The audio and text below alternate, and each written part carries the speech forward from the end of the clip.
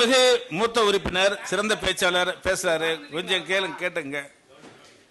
உறுப்பினர் கருத்து பேசுங்க. கொஞ்சம் இருங்க. சரி சார், ஆங்கிலத்தில் தான் பேசுவார் என்று எதிர்பார்த்தோம். நம்முடைய தம்பி செந்தில் அவர்கள் சொன்னதை போல மலையாளம் கலந்து அந்த கொஞ்சி தமிழில் பேசிய அந்த பேச்சு உண்மையிலே எங்களுக்கு மகிழ்ச்சியை தந்தது.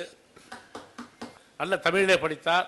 ஆனால் நன்றாக உற்று கவனித்தால் அவருடைய பேச்சில் தமிழும் இருந்தது, குஜராத்தியும் இருந்தது, மலையாளமும் இருந்தது, இந்தியும் இருந்தது, ஆங்கிலமும் இருந்தது.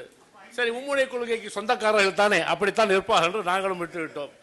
அந்த வகையிலே அவருடைய உரையை தமிழில் பாடித்தமைக்காக அவருடைய வார்த்தைகளை தெரிவித்துக் கொள்கிறேன். இந்த புதுச்சேரி மாநிலத்தை பொறுத்த வரையிலே நாம் பிரெஞ்சுக்காரர்களுடைய ஆதிக்கத்திலிருந்து விடுபட்டு இருக்கிறோம். அதில் மகிழ்ச்சி தான். நாம் 2 சுதந்திர நாளை கொண்டாடுகிறோம். ஒன்று இந்தியாவுடைய சுதந்திரம் அடைந்த அந்த நாள், அதற்கு பிறகு நமக்கென்று நவம்பர் மாதம் 1ஆம் நாள் என்று சொல்லக்கூடிய 2 விடுதலை நாம் பற்றி பேசிக் கொண்டிருக்கிறோம், நாம் கொண்டாடி கொண்டிருக்கிறோம். ஆனால் இன்றைக்கு நம்முடைய சுதந்திரம் எப்படி இருக்கிறது என்று சொன்னால், நம்முடைய ராஜ்நிவாசாக இருந்தாலும் அல்லது தலைமைச் செயலமாக இருந்தாலும் அந்த ஆக்டோபஸ் கோரப்புடியிலிருந்து இன்று வரை நமக்கு விடுதலை கிடைக்கவில்லை என்பதுதான் உண்மை என்பதை நான் இந்த சபையிலே பதிவு செய்ய கடமைப்பட்டிருக்கிறேன்.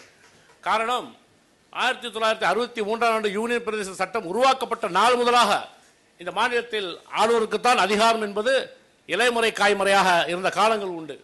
ஆனால் இப்பொழுது கொஞ்சம் கொஞ்சமாக, அதிலும் குறிப்பாக 2014ஆம் ஆண்டு மத்தியிலே ஒரு ஆட்சி வந்த பிறகு ஆளுநருடைய அட்டூழியமும் அட்டகாசமும் எந்த மாநிலத்திலும் தாங்க முடியாத அளவுக்கு போய்கொண்டிருக்கிறது என்பதை இந்த நாடு அறியும்.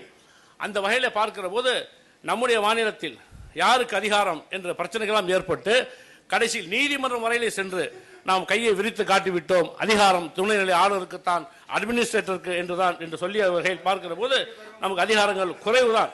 ஆனால் என்னவாக இருந்தாலும் சரி, நம்முடைய மாநிலத்திலே யார் யாரோ ஆண்டிருக்கிறார்கள். பட்டியலிடுவோம். குபேருடைய காலத்தில் குபேர் ஆட்சி என்றுதான் சொல்வார்கள். அதே போல வெங்கடசுப்ப ரெட்டியார் ஆட்சி என்றுதான் சொல்வார்கள். மரக்காருடைய ஆட்சி, அதே போல் ஜானகிராமுடைய ஆட்சி, ஐயா சண்முகத்துடைய ஆட்சி, நம்முடைய வைத்திலிங்கமுடைய ஆட்சி, அண்ணன் என்னாருடைய ஆட்சி, எஸ்ஆருடைய ஆட்சி என்று அந்தந்த மக்கள் பிரதிநிதிகளுடைய ஆட்சியுடைய பெயரை தான் சொல்வார்கள். யாராவது பிடி ஜாட்டியுடைய ஆட்சி என்று சொல்வார்களா? யாராவது ஹர்சூர் சிங் ஆட்சி என்று சொல்வார்களா? இக்பால் சிங் ஆட்சி என்று சொல்வார்களா? மென்மேக்கம் மென்மேகோ. ஆனால் ஆட்சி என்பது மக்களால் தேர்ந்தெடுக்கப்பட்டிருக்கக்கூடிய அந்த தலைமையை யார் தாங்குகிறார்களோ அவர்களுடைய ஆட்சி என்றுதான் வரலாறு சொல்லும். அந்த வரலாறு ஏற்றளவிலே தான் இருக்கிறதை தவிர நம்முடைய நடைமுறை இன்னும் வரவில்லை என்ற ஒரு ஆதங்கம் எங்களுக்கு இருக்கிறது. இந்த பிரச்சனையெல்லாம் தீர வேண்டும் என்பதற்காகத்தான் டபுள் இன்ஜின் கவர்மெண்ட் வேண்டும். மத்தியில் இருக்கக்கூடிய ஆட்சியும் இந்த மாநிலத்தில் இருக்கக்கூடிய ஆட்சியும் ஒன்றாக இருந்தால் பல்வேறு காரியங்களை சாதிக்கலாம் என்ற இணைப்பிலே போட்டார்கள். ஆனால் அது எதிர்பார்த்த அளவிலே இல்லை என்பதற்கான ஒரு மக்கள் மத்தியில் இருக்கக்கூடிய அந்த இண்டிகேஷன் தான் சமீபத்தில் நடந்து முடிந்த பாராளுமன்ற தேர்தல் என்பதையும் நீங்கள் மறந்துவிடக் கூடாது. அதையும் நீங்கள் கருத்தில் கொள்ள வேண்டும்.